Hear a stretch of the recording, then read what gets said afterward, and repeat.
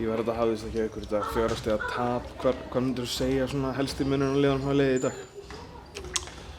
Ég held að þetta hafi ekki verið neitt stór munur. Ég held að þetta var bara 50-50 leikur sem gat endað hvoru megin sem var og við gerðum smá mistök varnarlega í fjórða leikluta. Við vorum að hleypa þeim í layup á veikulhliðinni hjá okkur og ég vil nú frekar segja að við kannski vorum orðin aðeins og þreyttar og það kostaði okkur það að þær fengu ódýrar körfur. Heilt yfir var ég bara sáttur við liðið, við vorum að leggja okkur fram og við komum tilbaka eftir skelfilegan leik út í KR. Og þannig að ég er bara stoltur af stelpunum en þeir vantaði samt svona kannski má segja trú á því að þær gætu unnið. Og að því að þetta var leikur sem við hefðum alveg getað klárað.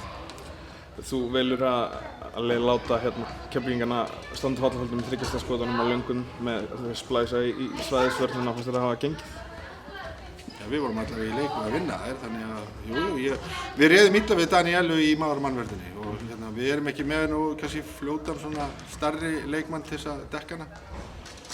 Og við vissum það fyrir, við gætum lent í vandræði með hann í maður og mann og ég held að hún hafi verið komið með 10-12 stig eftir fyrsta leikluta þegar við vorum með maður og mann.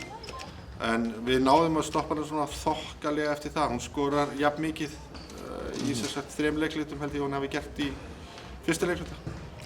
Þannig að ef við horfum á þannig, já, þá gekk það en þá svona við fengum hana opinn skot sem við brendum af og þá fórum við svona aðeins að hengja haus og höfðum ekki trú á því að við gætum þetta voru kannski, það vantaði svona trúna á sjálfa sig að þú brennir af, skjóttu bara aftur næst og komst þér í gang og þær þurfa að læra það bara, auðvitað gera allir mistök og það breytir engu, þú voru bara að bæta þau.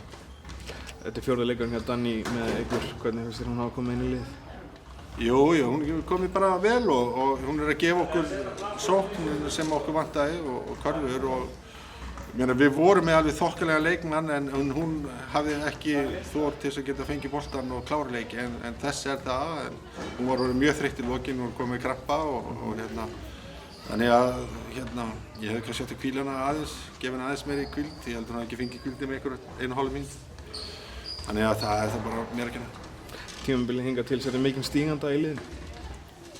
Já, ef þú hefði spurt spurningunum í síðasta þá hafði ég örugglega sagt nei en jú, ég meina, þú veist, þetta er má segja kannski annar, 3. leikur sem við erum að tapa sem er close. Mér fannst að við hefðum alveg getað tekið Haukana í Hafnarfirði þennan leik og 1 leik í viðbót og skallleikinn í Borgarnesi og en svona þannig að við erum alveg búin að vera í leikjum og við þurfum bara að klára og vonandi kemur það og við hefum Hauka á miðvikudaginn og svo erum við eftir Skallagrim heima líka. Við erum augsýnilega miklu betri hér heldur en annars staðar eða útivelli. Þannig að ég meina við erum komin með 2 sigra og það voru ekki margir sem spáði því að við myndum gera neitt og þetta er vængbrotið lið frá því í fyrra.